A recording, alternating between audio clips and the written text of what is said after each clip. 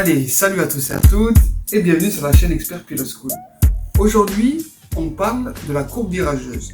Dans les précédentes vidéos, on a vu qu'est-ce que la courbe, ça allait jusqu'à 1/8 de volant, 45 degrés d'inclinaison. On a vu ce qui se passait après un quart de volant, le virage. Et bien aujourd'hui, on parle de la courbe virageuse qui est comprise entre 45 degrés d'inclinaison volant et un quart de volant. Allez, sans plus attendre, explication.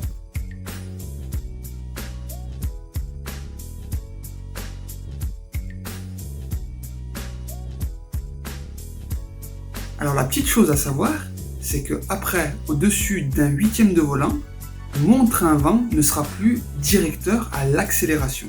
Ça veut dire que je ne vais pas pouvoir prendre un point de corde géométrique et je vais être obligé de prendre un point de corde tardif, un peu plus loin dans le virage.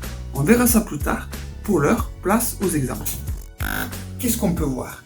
J'arrive dans le virage, je tourne le volant, je suis entre le 8e et le quart de volant, pas de souci, je suis bien dans une courbe virageuse.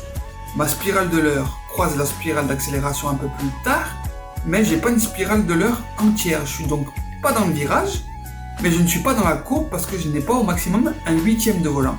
Et c'est tout là la subtilité de la courbe virageuse. Je suis ni dans une courbe ni dans un virage, je suis entre les deux en fait. Je n'aurai pas un point de corde géométrique parce que je ne suis pas dans une courbe. Et je n'aurai pas un point de corde très tardif non plus parce que je ne suis pas dans un virage. J'aurai le point de corde légèrement tardif pour qu'à l'accélération je puisse débraquer mon volant et soulager mon train avant ou éviter de perdre l'arrière.